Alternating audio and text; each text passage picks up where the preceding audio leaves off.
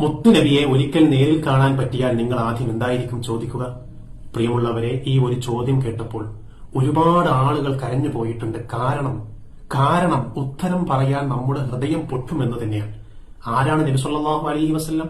വായിക്കൂ എന്ന് ലോകത്തോട് പറഞ്ഞ ആദ്യത്തെ ഉസ്താദ്, നിങ്ങൾ പരസ്പരം സ്നേഹിക്കൂ എന്ന് പറഞ്ഞ ആദ്യത്തെ ലീഡർ, രാത്രിയുടെ നിശയിൽ ഉറക്കിൽ കഴിയേണ്ട സമയത്തും ഉണർന്നുകൊണ്ട് ഉമ്മത്തി സമുദായത്തെ ഓർത്ത് പടച്ചിറപ്പിനോട് പ്രാർത്ഥനയിൽ കഴിഞ്ഞതായ ഒരു പിതാവ്, അങ്ങനെയുള്ള മഹാനായ മുത്തുനബിയെ ഇന്നത്തെ കാലത്ത് ഒരു ഉമ്മ കണ്ടാൽ എന്തായിരിക്കും സംഭവിക്കുക?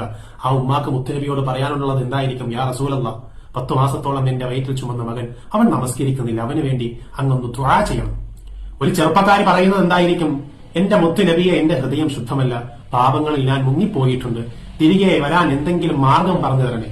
ഒരു കടക്കാരനാണെങ്കിൽ നബി സല്ലല്ലാഹു അലൈഹി വസല്ലമ തങ്ങളോട് പറയും, കടം കാരണം എന്റെ ജീവിതം നശിച്ചു, എന്റെ കുടുംബത്തെ നോക്കാൻ എന്തെങ്കിലും ഒരു പോംവഴി അങ്ങ് പറഞ്ഞു തരണം, കാണിച്ചു തരണം. ഒരു അനാഥ കുട്ടി പറയുന്നത്, എന്റെ ഉമ്മയും ഉപ്പയും നഷ്ടപ്പെട്ടു പോയി, അങ്ങനെക്ക് ഉമ്മാക്കും വാപ്പാക്കും പകരമാകണം. ഒരു പ്രായമുള്ള വൃദ്ധയായ മാതാവ് പറയും, മുത്തുനബിയെ, എനിക്ക് 60 വയസ്സ് കഴിഞ്ഞു, ഇതുവരെ ഖുർആൻ ശരിക്കും ഓതാൻ ഞാൻ പഠിച്ചിട്ടില്ല, എന്നോട് അങ്ങ് പൊറുക്കണേ. ഓരോ ഹൃദയത്തിലും പ്രിയമുള്ളവരെ ഓരോ മുറിവുണ്ട്, ഓരോ കണ്ണിനും ഓരോ കഥയുണ്ട്. പക്ഷേ ഏറ്റവും വലിയ ചോദ്യം ഇതാണ് സഹോദരങ്ങളെ, യാ റസൂലല്ലാഹ്, നിങ്ങൾ ഞങ്ങൾക്ക് വേണ്ടി ചെയ്തതിന് പകരമായി ഞങ്ങൾ എന്താണ് ചെയ്തത് എന്ന ചോദ്യത്തിന് മുന്നിൽ നമ്മുടെ നാവ് അധരങ്ങൾ പൊങ്ങില്ല.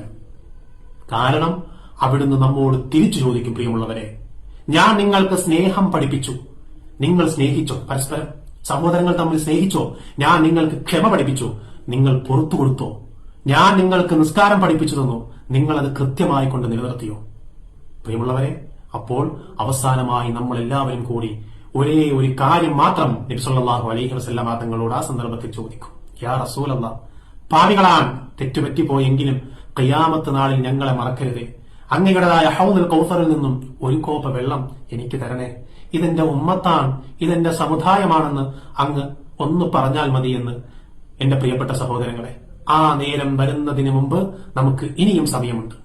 എന്റെ കൽബുള്ള എന്നെ കേൾക്കുന്ന മുഅ്മിനീങ്ങളോടായിട്ട്, ഇപ്പോൾ ഈ നിമിഷം തന്നെ ഒരു പാവപ്പെട്ടവൻ ഒരു പ്ലേറ്റ് ചോറ് കൊടുത്ത് അവന്റെ വിഷത്തിന് മാറ്റാൻ കഴിഞ്ഞാൽ, മുറിവേറ്റ ഹൃദയത്തോട് ഞാൻ കൂടെയുണ്ട് എന്ന് പറയാൻ നമുക്ക് സാധിച്ചാൽ, നമ്മിൽ നിന്ന് നഷ്ടപ്പെട്ടു പോയ നമസ്കാരങ്ങളെ ഖളാ വീട്ടാൻ നമുക്ക് സാധിച്ചാൽ, പിണങ്ങിയിരിക്കുന്ന നമ്മുടെ ബന്ധുവിന്റെ വീട്ടിൽ പോകാൻ നമുക്ക് സാധിച്ചാൽ, ഇനി നമുക്ക് ചോദ്യങ്ങൾ നിർത്താം, പ്രവർത്തിക്കാൻ തുടങ്ങാം. പ്രിയമുള്ളവരെ, ഖിയാമത്ത് നാളിൽ ഞാനും എന്നെ കേൾക്കുന്ന നിങ്ങളും പറയേണ്ടത് ഞാൻ എന്ത് ചോദിക്കുമെന്ന ചോദ്യമല്ല, മറിച്ച് അള്ളാഹുവിന്റെ ചോദ്യങ്ങൾക്ക് ഞാൻ എന്ത് ചെയ്തു എന്നാണ് പറയേണ്ടത്.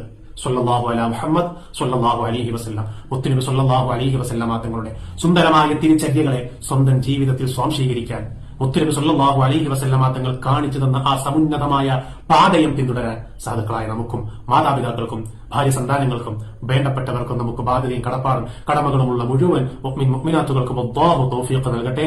ആമീൻ ആമീൻ ആമീൻ ബിറഹ്മതിക യാ അർഹമർ റഹീമീൻ വൽഹംദുലില്ലാഹി റബ്ബിൽ ആലമീൻ.